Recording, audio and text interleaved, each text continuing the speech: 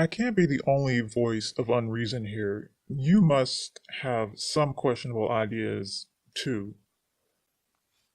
Yes, I have such thoughts, and it's a shame that even behind a mask, that there's only so much I feel I should say.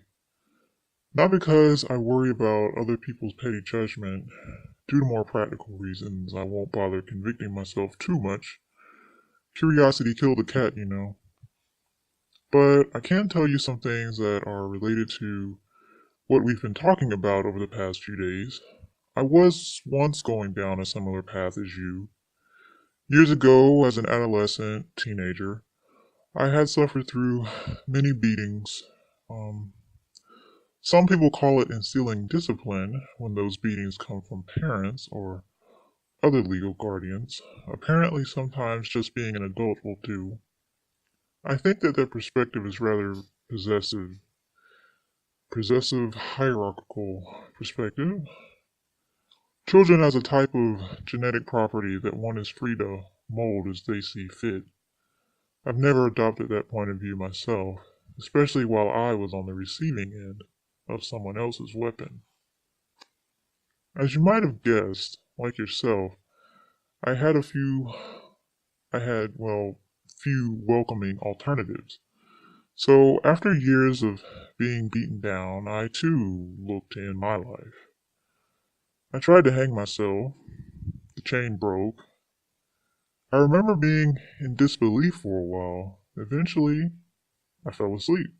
I woke up the next day, and life went on. Oddly enough, I don't remember ever deciding to live after that. It was more like falling asleep, waking up, eating, going to class, and it just kept going. No explicit decision to do otherwise. Sounds rough. It was, unfortunately, excuse me, fortunately, for me now, I rarely see him. He owns a gun, he has for years. I'm sure that I'm supposed to feel some sort of gratitude that he never used his gun on me. Yet somehow I don't feel grateful. Not at all. I don't feel grateful that he is still alive and still threatens others. Clearly, not all prisons have barbed wire fences. So much sorrow. So brutal. But yet, for some reason, all I keep thinking is that there's so many people online right now living through smiley, picture perfect blogs and vlogs. Too good to be true blogs and vlogs. Those are the best kind, after all. How many of those people, after just being stomped down, just stomped by life or just another person, and got right up and felt compelled to push through their daily posts regardless? In one light, it's admirable to have such strength to push through it, but in another light, it's sad to be so attached or dependent on it. You know, I try not to be so judgmental, but of course I'm about to be judgmental. That person who was beating you, he sounds horrible.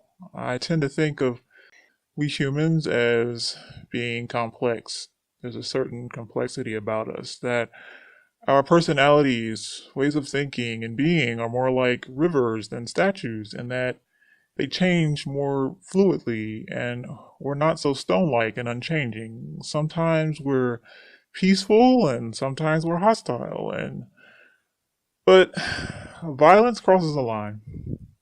I know we humans find all these excuses for when violence is okay, including myself, but it still feels so toxic. It sounds like you're avoiding just coming out and saying that it's wrong to you. You say toxic instead. Yeah. Hmm. I don't like using certain words. I try to avoid them. Saying something is wrong feels too judgmental. Anyway, so did you ever get any type of mental health care? During high school, I did see a school counselor from time to time, but I never got on any medications. I'm fortunate in that I have a decent enough job and Threats of violence are kept to a minimum. It's as if we the people aren't allowed to truly strive for more than just what you said. Well, the masses of people anyway. I'll be lucky if I can find a decent enough job by the end of the year and can somehow keep the threat of violence to a minimum. Who knows, maybe I'll be able to have the honor of keeping all my teeth as well. I certainly can't expect to have all those luxuries. No, I have to pull myself out of the gutter and somehow achieve all those riches. I just don't get it sometimes. Okay, I'm exaggerating, but it feels like such an absurd struggle. Humans have struggled for thousands of years. It's painful, but are we to expect it to just stop because we want it to? A few years ago, I saw a video about a woman living in some war-torn country. After giving birth, her body was damaged somehow. She was living in at least partial exile, her health failing her, deteriorating more and more. She had to literally crawl her way to the hospital that was miles away. Fortunately, she had a stick to fight off a hyena. She survived. Personally, I find even attempting half of what she did to live just intolerable. I guess I'm weak. I guess I must be alone in my perspective somehow. But yeah, but yet not alone at all. I mean, what I hear people saying as like some sort of unofficial service announcement is that don't kill yourself, but suicides happen every day. Another case of humanity saying, do as I say and not as I do.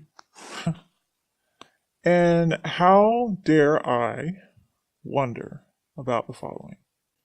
Is it really mentally unsound to want to completely eliminate suffering from my life? Yes, suicide is the only way to completely stop it. But really? So is it really so sane, so reasonable to just accept the pain that always accompanies life? Yes, I have a survival instinct like everyone else, but I also have a desire to reduce problems. Life is problematic. Your complaints are more general today, not just your lack of a job leading to such a self destruct option for you. Well, yeah, I do have a general problem with life, but I think I can accept it. I still stand by my desire to choose death over the nights of sleeping on concrete and dumpster dining. I guess I'm.